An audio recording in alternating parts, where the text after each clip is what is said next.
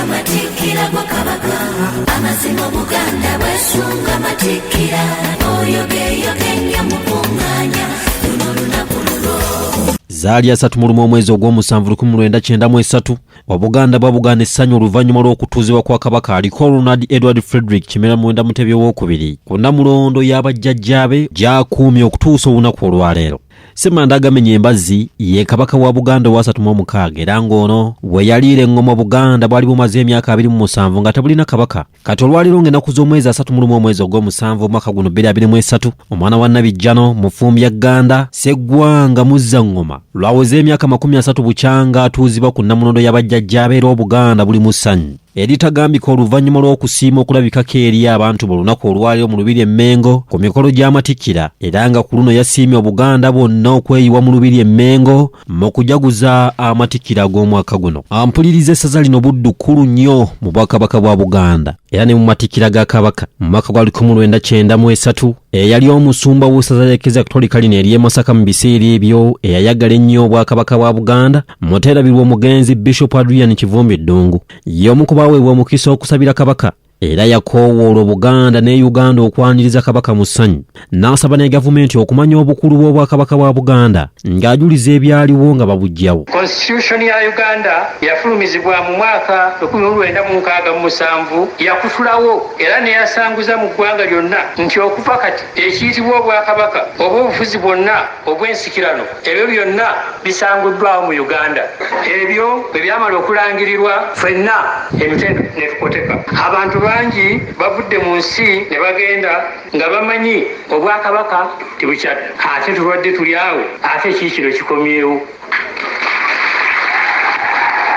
Era awo weŋŋambira nti ffe abakirabyeko tuli ba mukisa era tuteekwa n'okwekulukuunya mu maaso g'Omutonzi atuddiza ekirabo kino ekikulu eky'Obwakabaka. Wamma agulumizibwe era atenderezebwe. Wabula nti yakoma okwo yasaba n'Abaganda bonna okunyweza ebika byabwe okuzzaawo Obwakabaka bwabwe nga bunywevu nga balambikibwa Ssaabalongo era ono aliko bye yaloopera Kabaka nga yaakamala okutuuzibwa ku nnamulondo. Era Ssaalongo olyose n'ojja.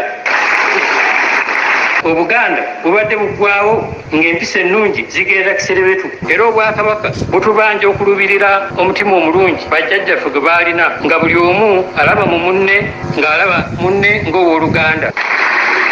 Kati olwaliro mu mboozi yaffe ey'omuntu ow'enjawulo tukuleetedde Bapooki n'abakulembeddeko essaza lino buddu. Okuva mu mwaka gwa 1993 Obwakabaka bwe bwakomezebwawo Ssaabasajja Kabaka wa Buganda Ronald Mwenda Mutebi owookubiri be yasiima n'awa obuvunaanyizibwa bw'okumukulembererako essaza lino ery'ebuddu era bano bannyonnyodde eby'enkizo bye balabye ku Ssekkesa byakoze mu bukulembeze bwe. Ampuliriza essaza lino buddu kkulu nnyo era lyakafugibwa Bapooki 30 nga kyajja atuuzibwe ku nnamulondo y'abajjajjabe mu mwaka gwa 1993 Ssebuwufu Bwango yasiima n'alonda musajja we yali munnamateeka omugenzi Frederick Walukejje Mulindwa ku Bwapooki era ng'ono yakulembera essaza lino budde okutuuka mu mwaka gwa 2009 bwe yawumula Beene yasiima n'alonda musajja we Charles Kiyimba kwewaayo okukola tekutta ku Bwapooki eyaweereza okutuuka mu mwaka gwa 2013. Ono yamusikiza Pooki Vincent Ferio Ssebbo Mayega eyakulembera essaza lino okutuuka mu mwaka gwa 2019 olwo n'alikwasa musajja we Oweekitiibwa Judy Muleke akulembera essaza lino budde okutuusa olunaku olwaleero. Mu maka ge Kannabukuliro mu division ya Kimanya Kabonera gye musisinkanye Oweekitiibwa Charles Kiyimba kwewaayo okukola tekutta eyali Pooki 28 era ng'emboozi tennaba kugwa makerenda asoose kuwozaayoza nnyinimu olw'okutuuka ku myaka 30 ng'alamula Obuganda. Nze neebaza Katonda okukuuma Ssaabasajja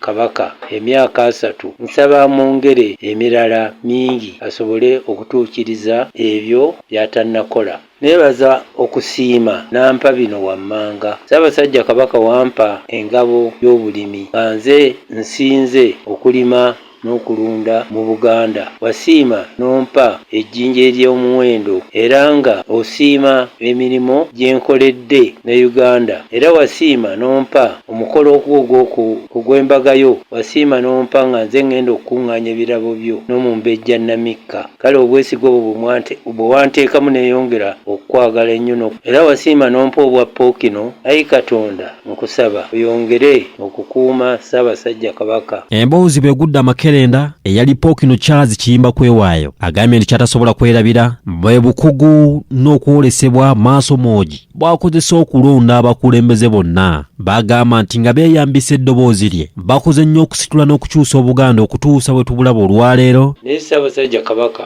agiye amagezi ge Katonda geemu era bye bibala bye tuliko kati emwanyi togiraba gy'atukubiriza yali etuuse ku bbeeyi eno yalengera tiwaliyo ekijja naye tulaba nti okukubiriza abantu okulima emmwanyi ng'alagira Katikkiro kaakati olowooza ssente ezo ze bafunye ku mmwanyi ezo tezijja kubayamba. Bwe nvudde eno mbitaddemu engatto yogayoga Lwankoni era njeyo gye nsanze Pookino ow'abirimu eyali Pookino ow'okusatu ku mulembe Omutebi Vincent Ferrio Ssebbo Mayiga era bingi byatubuulidde ku Ssabuwufu bwango byatasobola kumwerabirako. Wano mu Buddu leero njogere ki Ssaabasajja atugunnomulako ssettendekero ekitebe ekikulu ekya University kya Muteesa wano kiri wano ewaffe mu Kirumba. Ssaabasajja Kabaka ng'ayima mu lutikko ekako yeewuunya era neyeebuuza lwaki ekibuga kyaffe kyali tekisumusiddwa ku mutindo gwa site era entubologomo lwamala okwoluguma ekyaddirira kwe kufuna site yaffe wano e Masaka. Ensonga ezo nkulu nnyo naye mu byonna Ssaabasajja atwagadde nnyo ffe Abannabuddu. Emirundi mingi nnyo abadde alambula essaza lino ate ng'atuuka wala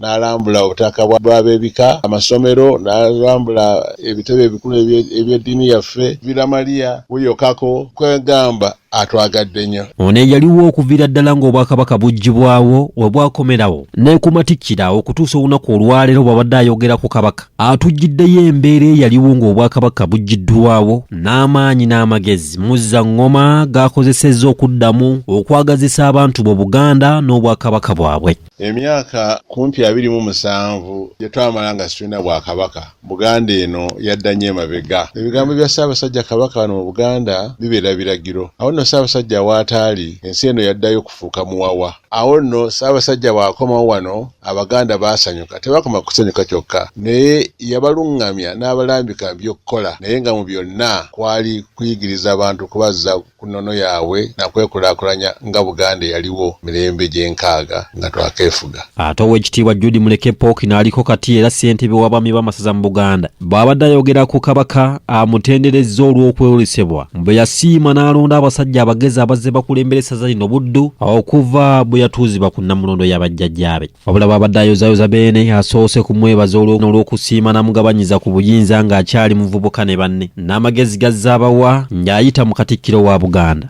Olw'eddoboozi ly'empologoma Pookino Judy Muleke annyonnyodde ebituukiddwako mu Buddu byagambye nti singa teribadde eddoboozi lye kandibadde katubagiro ng'azina n'ow'enkufa okusobola okubituukako. Ekitiibwa ky'essaza kisituse nnyo okuva ku Pookino Walukejje okutuuka ku Pookino aliko kaakano. Abantu bangi ebitongole bingi kampe ekyokulabirako tubadde n'obulwadde bwa COVID-19 ebitongole nga World Health Organization, UNICEF, Ministry of Health bakulembeze kuva mu district bannaddiini tebeekuula ku mbuga wano era emirimu egikolebwa mu bitongole ebyo tugikola nabo mu kulwanyisa obutabanguko mu maka. Kitongole ky'ensi yonna eky'abakyala UN Women kizze ne kitusaba era tukoze nakyo. Ebitongole nga the Cross Cultural Foundation of Uganda tukoze nabyo n'eddiini zonna. Bwe nafuuka Pookino tewali ddiini tewali nzikiriza yonna etajjako mu ofiisi wa. Nalaba eddiini nga Abahamadiya be nali sirabangako nga bazze okusabira Pookino. Ennyumba Buddukiro ezziddwawo. Ebyobulamu Ssaabasajja Kabaka abyongeddemu amaanyi. Abaana basoma bangi Kabaka abawadde omukisa okusoma ate ku matendekero ku mutendero gw'enjawulo. Emmwanyi terimba ezizza nnyo ebyenfuna by'abantu engulu. Olulimi Oluganda lutumbuddwa nnyo. Obumu bweyongedde nnyo. Kabaka okukubadde mulanga gwe gw'amaanyi. Ebintu bingi nnyo nno bye tutuuseeko bye tutasobola kumenya ne tubimalayo. Naye tusiima Kabaka okutwazika mu bukulembeze buno. We twogera emikolo gy'amatikkira ga Ssaabataka gyatandise dda okuwuuma mu Lubiri e Mmengo oluvannyuma lw'okusiima Obuganda bwonna okwetaba ku mikolo gino era ng'emikolo gyonna Kabaka yasiima gitambulire ku mulamu ogugamba nti tuwagire ebika byaffe tunyweze Nnamulondo. Nze Ssebuwufu Matia ku lwa leediyo Buddu. Amazima Buganda bwesunga Matikkira oyo geeyo kenya mukunganya